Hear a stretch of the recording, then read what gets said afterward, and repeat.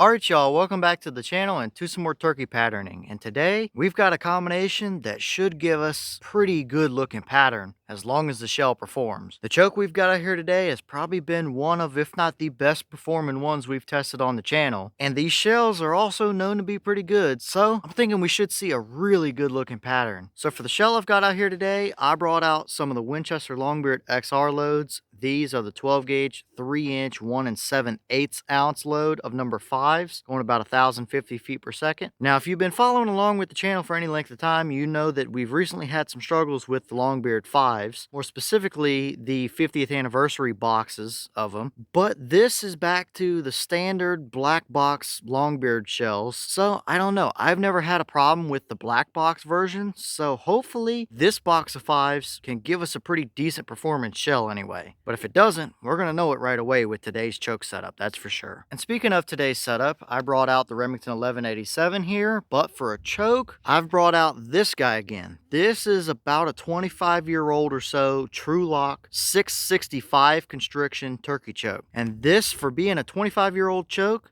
it has done just ridiculously well. And here it is outside of the package. As you can see, just your typical slightly extended Remington 665 constriction turkey choke. Definitely nothing special about it, no porting or anything like that. But for a straight up 665, this old Trulock has done fantastic for us. But we haven't tested it with the Longbeard 5s yet, so I'm thinking we should see a pretty good result out here today, so long as those Longbeard shells actually perform. But as for our test, everything's going to be the same as usual. I have the turkey target down there at 40 yards. I also have the chronograph, so we'll be able to get our speed and how close it is to the box claim. So let's get you guys set up with the view of the target. We'll take our shot, look at our chrono, and then go down and see how it actually performed. I'm really looking forward to this combination because on paper, it should perform really well. But there's only one way to find out, and that's to test it. So let's go over here and shoot our shell and see what kind of results we can actually get.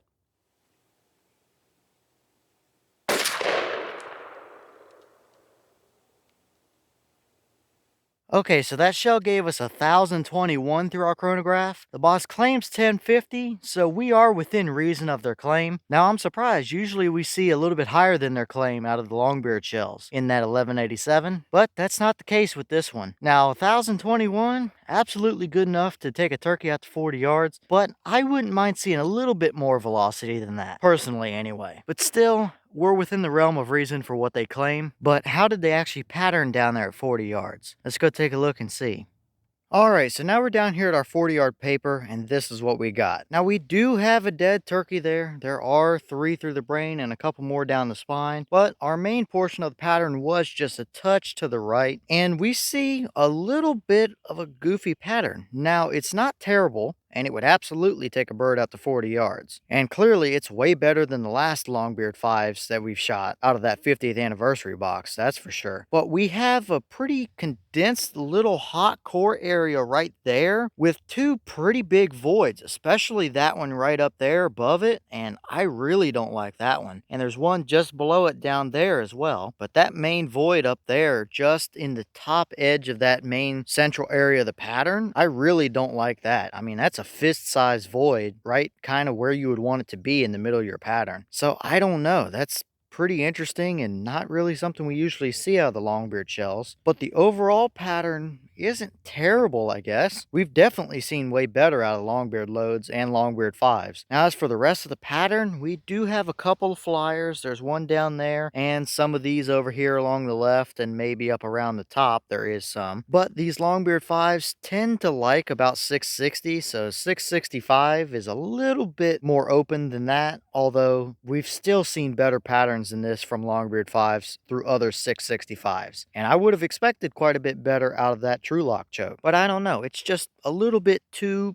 inconsistent for me, I'd say. I would have expected a little bit better anyway. And I guess that's kind of the best way I can describe it. It's okay, it's a decent pattern, but we definitely see some inconsistencies in there, especially that one bigger void up there in the top area of our core. So I guess I'll leave this one up to you guys. What do you think about it overall? Is that a decent pattern for Longbeard 5s, or were you expecting a little bit better as well? I don't know. Either way, at the end of the day, if that's the pattern you had to work with for turkeys at 40 yards, yeah, it would absolutely get the job done. But I was hoping to see a little bit better, or at least a little bit more consistent of a pattern, I guess I'll say.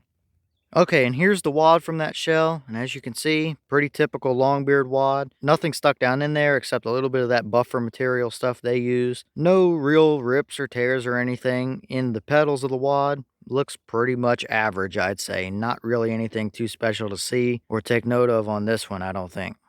All right, y'all. Well, what did you think about that pattern right there? I don't know. It's definitely good enough for a 40-yard turkey pattern, but there's a couple of those voids in there that I really don't like to see. So I don't know. I was hoping for a little bit better and kind of expecting to see a little bit better anyway, but at the same time, it's not horrible. It's definitely not the best we've seen out of the Longbeard 5s, but is it just a combination that didn't quite perform up to what I was hoping it would do? Or is there something else at play here? As usual, leave your thoughts about it in the comments. Is that about what you expected, or were you hoping for a little bit better? And if you have an old Trulock 665 or something similar, is that about the results that you've seen out of it with Longbeard 5s? Let me know all that down in the comments. And just thinking about it, it could be a case of the 1 7/8 ounce load as well. The 1 3/4 ounce load we've tested previously has done very well, so maybe the 1 7/8 is not necessarily the preferred loading? I don't know. Leave all your thoughts about it in the comments. But either way, I've got more testing to film for you guys, so I'm going to get back to it.